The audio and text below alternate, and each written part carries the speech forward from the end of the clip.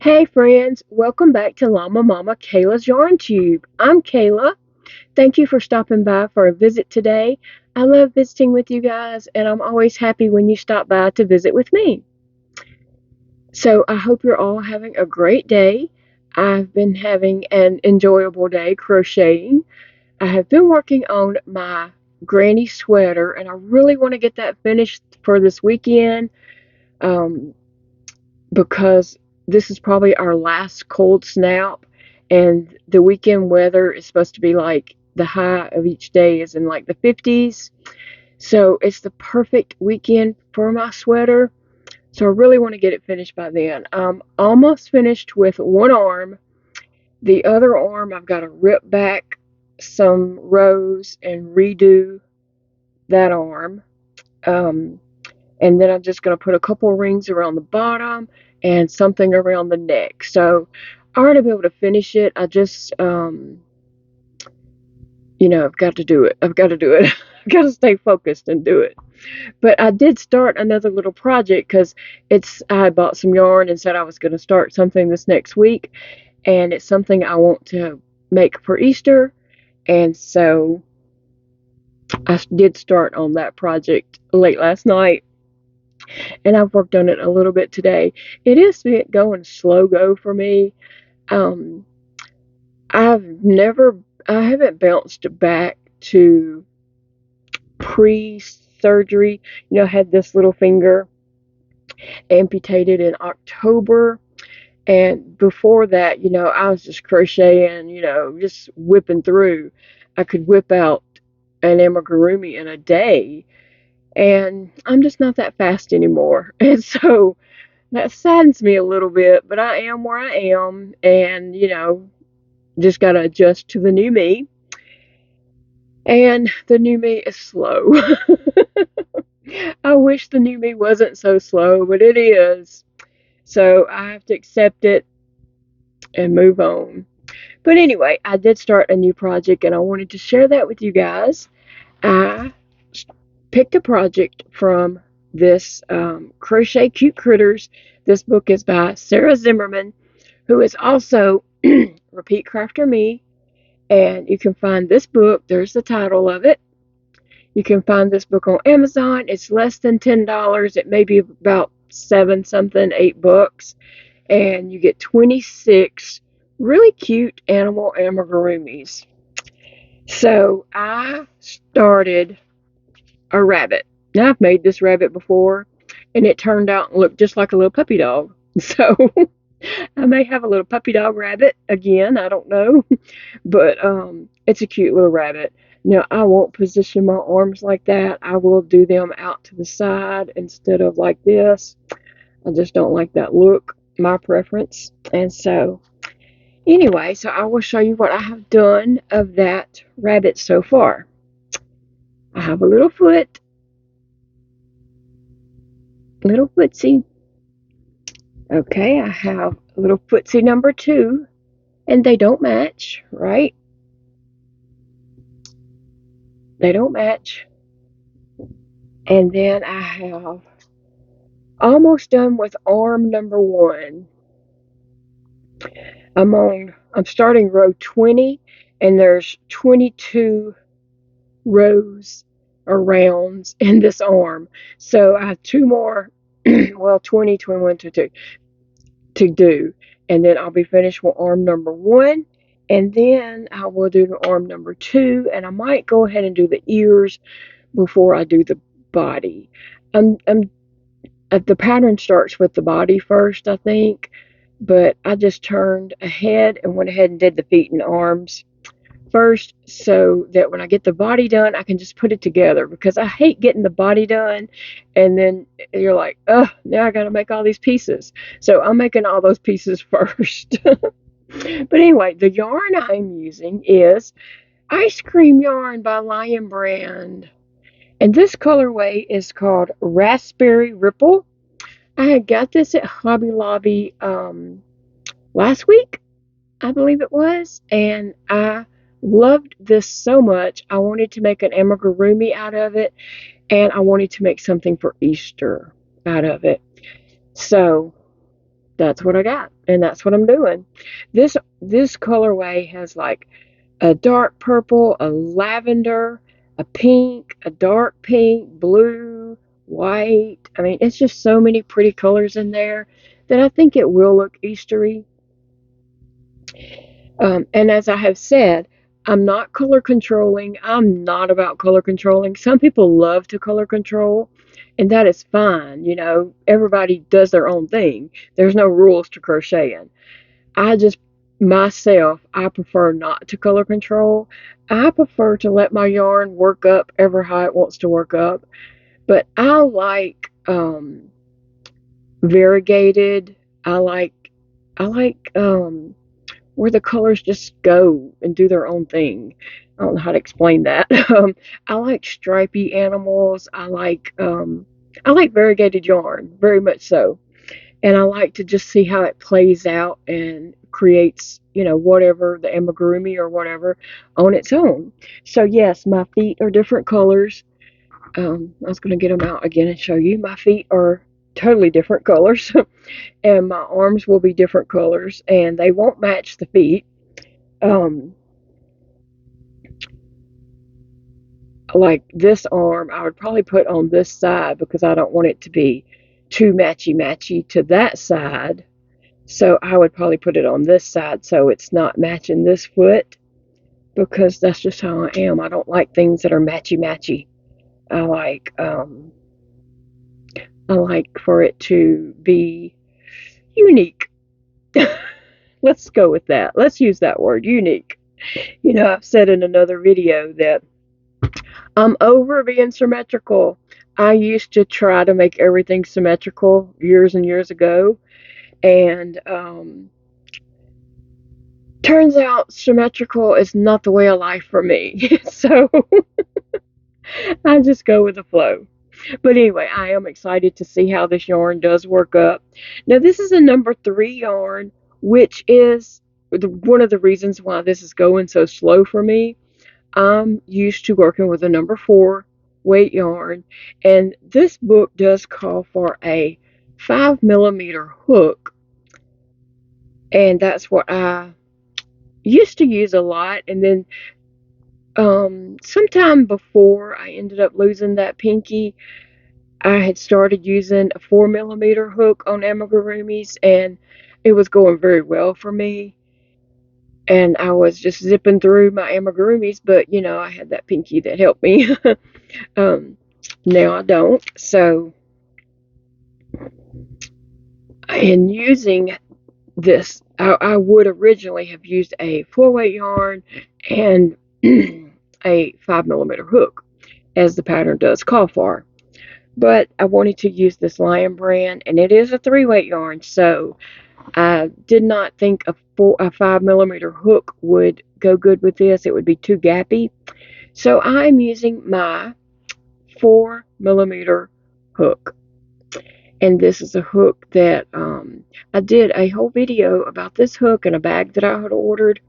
And so this is from Susie J's on Amazon.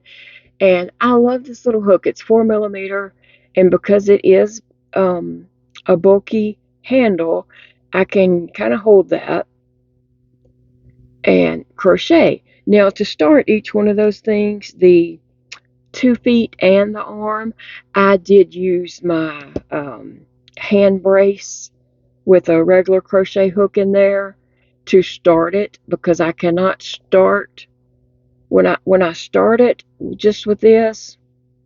Like, I don't do the magic circle. I do chain 2 and then my single crochets into the first chain. That's the way I start all my amigurumi pieces and parts and stuff. But to do that, my yarn is just spinning. It's just spinning on that hook, and I can't do it.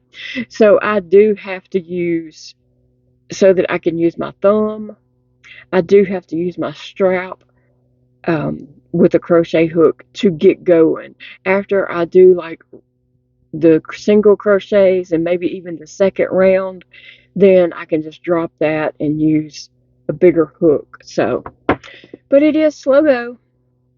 That's just the way it is. I did see that Cinnamon Stitches ordered her a hook just like this one, and hers is really cute too. She got a bigger hook. I don't know what size she got because I did notice that this part looked a lot fatter. But I got a 4mm hook because I didn't have a 4mm hook with a big handle that I could hold well. So that's what I'm trying to do now is get different size crochet hooks with bigger handles to be able to, hold my hooks without using a strap the whole time. Because the strap does like rub your hand, um, and things like that. I mean, and plus you can't just lay it down and go to the bathroom or lay it down and type whatever or do whatever you need to do. Um, it's a process. You have to take it off, and then put it back on. And so I'm thankful that I have a strap that, I have several different straps that I can use to get me going on projects, but it's much freer not to have to use a strap. So anyway, so yeah, I'll be glad when I can come back and show you my finished um, rabbit for Easter. So that's what I've been working on. I am gonna, get back on my granny sweater and get that finished. But I'm having trouble like carrying things around the house, so I found this basket that had came from Dollar Tree, so I can put things in it to carry from room to room or whatever I need to carry to another room because you know it's hard carrying a bunch of stuff to room with one hand. I pile this arm up with stuff a lot of times, and then I'm trying to go, and I've got stuff in this hand too, and I'm trying to go through the house. But anyway, and then when I'm connected to my feeding tube and my carrying my IV pole around with me, I've got to push that with one hand, and it's easier to push it with this hand than this hand because it's just guided in this, and my pole is likely to fall over as it has several times. So anyway, the things you have to come up with to do to maneuver. So I wanted to give an update about the home health nurse that I was having to come. She did come Monday. Yeah, she did come Monday. Super nice, just as sweet as she could be. Um, Very lovely young lady. She was really, really nice, and she was trying her best to be very helpful, but they're very limited on what they can do. She was able, wanted her to see this wound, so she was able to, I have a wound around right up under my feeding tube on my stomach. So I cleaned it real good before she came. And then when she got here, I showed that to her, and she was able to, put new bandage on it and all that kind of stuff. And I guess she'll change that when she comes again on Friday, or whoever comes on Friday. I don't think it's the same person that comes every time, which is kind of a bummer, but it's just the way it is. But basically, she just took my vitals. We did paperwork that day because it was admitting. It's called admitting. And we done vital signs. She did change the dressing around my feeding tube, but they're very limited on what they can do. So when they do come, they're only going to be here about 20 to 30 minutes at the most, and that's just to do vitals, change the dressing around my tube, and basically that's all. I guess they kind of track your meds to make sure you're taking your medications. But I mean, I'm a grown woman. I know how to take my medications. I don't need anyone really tracking that. um, and there are days where I can't take my medicines. If my own saliva doesn't go down, my meds don't either. And by the time I do take my meds, I'm at home alone, and so I can't really put them through my tube because I can't do all that with one hand. So they won't be doing any like tube feedings or anything like that. They're not permitted to do that. So I don't really know how helpful they will be or if they will continue to come. Um, it may end up being more of an annoyance in my day than anything else. Because if I have a bad night, which I have bad nights every night, but I don't sleep like, most people go to bed at a certain time and they sleep all night and get up the next morning. My body does not do that. I am up and down all night and all day. I nap frequently during the day and at night. Like I might go to bed and sleep 2 or 3 hours. Say if I go to bed at 9 o'clock at night, you can guarantee I'm up by 12. Um, if not before, but I can sleep 2 or 3 hours and then I get up and I crochet 2 or 3 hours and then I lay back down and sleep, another 2 to 3 hours and then I'm up again. And that's just the process. I repeat that all day long. Um, my body, when I'm in the bed, my body gets to hurting really bad and I just have to get up. And so I get up and move around a little bit, go sit in my chair, crochet a little bit, and then when I start hurting from being in the chair, um, I have to go lay down and stretch out. And so that's just the process. That's my life. It's just the way it is. So if they don't have a set time that they come, like they'll call you that morning and tell you when they're coming. So that's a little that might end up being an annoyance because if I'm at the point where I need to lay down and take a nap and they call and say they'll be here in an hour, that means I've got to sit there another hour or so, whatever, um, waiting on them to come take my vital signs. Okay, I'm not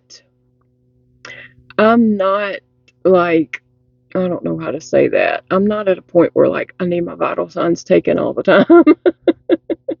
I'm breathing. So that may end up being an annoyance because they're not really doing anything that we can't do. My husband changes my dressing around my feeding tube just fine on his own. And having somebody to come out twice a week to change it, and he changes it the other days, doesn't really make any sense. you know, um, like if she comes and changes it on Monday, and he changes it Tuesday, Wednesday, Thursday, and then she comes and changes it on Friday, like that wasn't necessary for her to come change it because he could change it. I was hoping for help with my feeding tube, hooking up to my feeding tube and getting feedings and all that. And they they're not allowed to do that. So yeah. um yeah, I hope that I haven't gotten myself into something that I can't get out of too easy. Surely I can cancel this at any time because I don't see where it's going to like benefit my life for someone to come and take my blood pressure. My blood pressure's good. It's fine. She said today yesterday or whenever she came and took it, she was like, it's perfect. I'm like, yeah. But, and they are setting me up with like the lady, she reported back to the office, and I don't know, they just set you up with all these extra appointments that my husband will have to take off work to take me to, which is not a good thing. He doesn't need to take off work to take me to appointments. And so, yeah, they set me up an appointment to see a dietitian. And I've already seen this dietitian before, and I told my doctor I would never again come to an appointment to see that nitwit again. And they obviously the lady from the office called me and said that I needed to see a dietitian about my feedings, and she made an appointment for me, and I got an email saying that I had an appointment with my doctor. I mean, this dietitian. So, yeah, I won't be going to that appointment. No, no way. I've seen that dietitian before. She is a complete nitwit. The time that I saw her before, this is the way it went. I had an appointment with her. I went into her office. Her office is on the second floor right next to the cafeteria. She runs a side business out of her office, and I did tell my doctor all about her side business and what I thought about that. um, I go into her office, and she starts telling me about her side business where she cooks food at home, and she fixes up plate lunches and brings up there and sells to people, her coworkers, people that she's advertised to, I assume like on Facebook or somewhere. And they come, drive up at the front, and she runs their plate lunches down to them and takes them out there to their car, to, in the parking lot or whatever. And that is what she is all about. And she, first off, started it on me about ordering her $75 a week plate lunches. And I told her no, I could not eat them. And she said, "Oh, you'll be able to eat this. This is healthy food." Like, I don't know what healthy food is. I would love to eat a salad. I had Jody to go get me a salad the other day from Subway because I just wanted one so bad. And he came home and took about half of it, chopped it up really, really, really small. Like, he chopped it up really good. And I could not eat it. I was throwing up and throwing up and throwing up. And the other part was in the fridge last night. I pulled it out. He was in there fixing him something to eat, and I went to get me some tea, and I pulled that salad out. I said, "I wish I could eat this, but I can't." I said, "Why don't you eat it?" And he said, "No, I'll just throw it away." But anyway,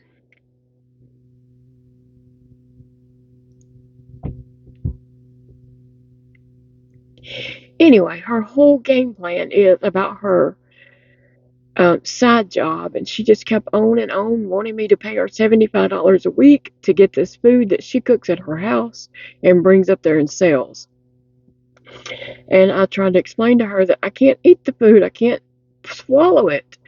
And I could not get that through her head. I don't know. She's just so driven about her healthy food. You need to eat this healthy food. And I was just very frustrated with her. So, and the whole time that I'm talking to her, like we're trying to talk, people are coming in to pick up their orders from her.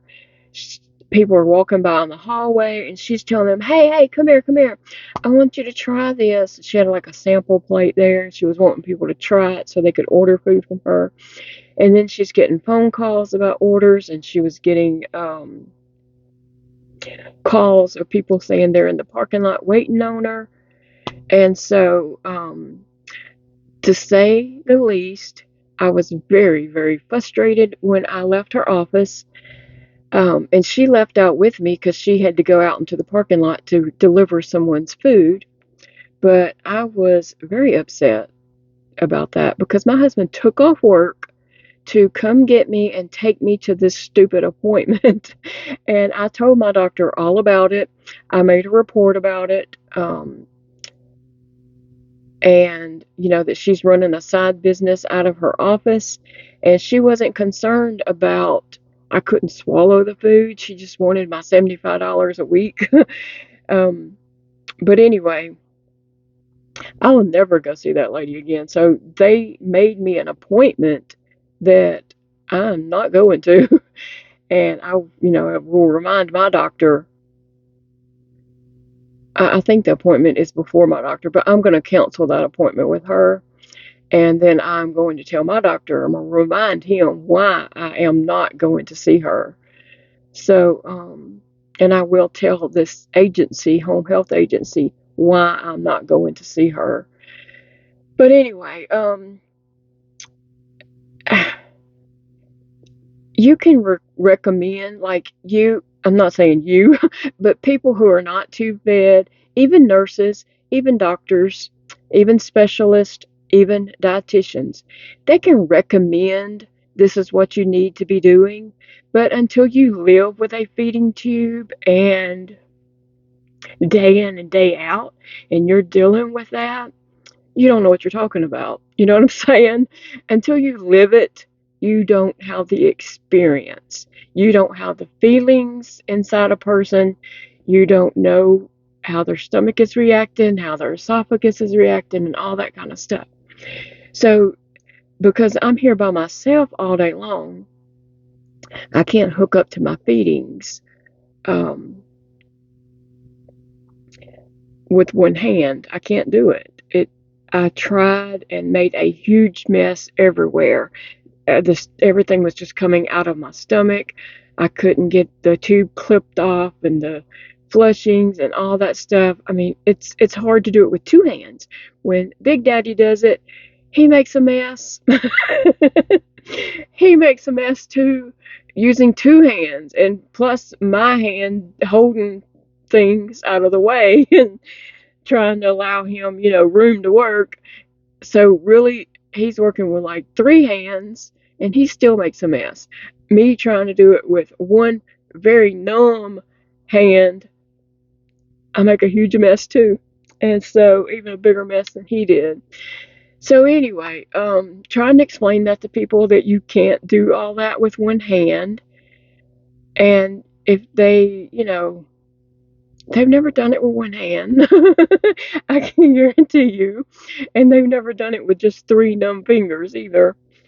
Okay, so their solution is to just let Big Daddy hook me up in the mornings before he goes to work and stay hooked up all day long. So he would have to hook me up at like 6:30 in the mornings, and I would stay hooked up to my IV pole until he gets home at night, which might be, it was 7:30 last night. It might be 6 o'clock, it might be 7, 7:30, 8, 8:30, 9:30. It could be 10 o'clock at night before he gets home. Okay, so me and Big Daddy both said, no way, that is not even possible. A lot of times when I'm trying to walk, when I'm hooked up to my formula, my IV pole and all that, and I'm trying to get through the house, I've knocked that pole over several times. So it falls, hits the floor, jerks my feeding tube, which hurts very badly. And if it comes undone, the formula's just going out my stomach, out the tube part, which that part doesn't come out very fast, but it's pouring out of my stomach. So, yeah, I'm not doing that either. Not trying to be difficult, but that's not practical. First off, it's dangerous for me to be here by myself and be hooked up with, and something like that happen, and no one here to help me. It's not practical at all. But anyway, so yeah, I don't know if this home health mess is going to work out, because it's not benefiting me any kind of way. Blue Cross Blue Shield, they will cover some of my feeding tube supplies, but they will not cover formula, and they will not cover assistance to get help hooking up to a feeding tube and all that. So thank you, Blue Cross Blue Shield. The thing is, and they're like, but if you had Medicaid, and they're like, you want to apply for Medicaid? And I'm saying, I don't qualify. And they're like, but when's the last time you applied? And I'm like, I do not qualify. Okay. I don't want to tell these people my business, but I do not qualify for Medicaid. I don't.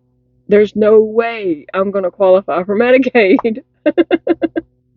And so, my husband has a job, okay? And if you make anything, you don't qualify for Medicaid. I'm not saying he makes this ungodly amount of money or anything like that, but he does receive a paycheck every 2 weeks. And so we don't qualify for Medicaid. Basically, you have to make nothing to qualify for that for an adult. Now, children, you can get on Medicaid much easier. and I don't qualify for Medicare, and I don't qualify for Social Security disability. I never worked. I homeschooled my kids for 23 years. I never worked. I never paid into disability. There is a thing called SSI, which is based on your income. Big Daddy works. He gets a paycheck. I don't need SSI. Um, and there is a thing where I could get benefits on his Social Security disability that he's paid in. But if we take away from that now, we won't have it when he has to retire, or if his health declines and he needs to be off work. If he can no longer work, he'll need to draw that so we can live on it. I don't want to use it up now and not have it for when we do need it. We have a paycheck right now, so we're not fixing to screw up our future. And it's kind of hard to explain that to people when they're just like, oh, but you can get this and you can get that. Well, no, you can't. If you don't have a job, maybe, but we both have jobs. I have a job. I'm working my job right now. He has a job and he is at work right now. So anyway, and it's really a shame. Like this part is really a shame. If you have Medicaid, which is free to the recipient who gets Medicaid, say if I had Medicaid, I could get all kinds of services, sitting services, all kinds of benefits, transportation type things, and just unreal, like things that's just like, oh my gosh, Medicaid pays for that. My formula would be free. All my feeding tube supplies would be free. All my medical stuff would be free if I qualified for free Medicaid. But I don't qualify for this free Medicaid. Instead, my husband works. They hold out a chunk of his check every 2 weeks to pay for Blue Cross Blue Shield insurance. We pay a lot of money for Blue Cross Blue Shield, and they fight you on everything. They don't want to pay for nothing. They want to deny services. Even, at the hospital, you have to get pre-approved, and they might deny things, and you have to reapply for that, and doctors have to write out things before they will ever approve, like certain medications, different things like that. Like I said, they will pay for partly of some of my feeding tube supplies, but they will not pay for formula. They won't pay for anyone to help you with said feeding tube hooking up and unhooking and all that kind of stuff. And it is actually written out in our policy that they do not cover feeding tube formula. So there's no getting around it. It's written in our policy. My doctor tried. The social worker at the hospital tried. We tried all kinds of things, letters and such, and they do not cover it. It is written in our policy. So anyway, it's frustrating. I know I'm just venting to you guys. Thanks for letting me vent. But saying all that to say that really the home health nurse isn't doing anything for me. She's taking my vitals, which I don't need taken. I mean, yeah, I go to the doctor and they take them at triage when I go to the doctor to see for a doctor visit, but I don't need them taken during the week when I'm at home. That's unnecessary because I'm not at risk for like very low blood pressure or very high blood pressure. There's just not a reason that it needs to be taken. And, she did put dressing around my tube, but my husband puts dressing around my tube. He changes that, every day, and it's not something he can't do. And I have doctor's appointments for a follow-up doctor appointment coming up for them to recheck my site, my wound, to see how it's healing. So, yeah. I don't know what the benefits of a home health nurse is. Someone who is very fragile and very sick, bedbound, blood pressure and dropping or going super high, respiratory issues, and they need to have vitals done and such. I can see, but just to come and take my vitals and me have to be awake. Okay, this is what I was trying to get to. Like if I had a really bad night and I'm ready to go lay down, um, and then they call and say, "Oh, we're coming," um, I either have to get up or can't go lay down. And if I am asleep, I probably won't hear my phone because I do not have alerts turned on my phone. Like even when I get a text message, I don't have like a little noise or anything like that. I have all that stuff turned off. And my phone ringer is turned down very, very low. If I'm awake, I can hear it, but if I'm asleep, I don't hear it. So if I'm asleep and they call and say that hey, somebody will be there in an hour, um, and I'm asleep and I don't get that phone call, then I wouldn't get the call. Anyway, it's kind of frustrating, very annoying that um, people who can get Medicaid get all this free medical services and stuff, and people who pay out the wazoo for Blue Cross Blue Shield get fought every step of the way. That's very frustrating. I don't know. I think that's backwards. Very much backwards. But anyway, guys, I think I just rambled, and I'm very frustrated over the whole thing, to be honest.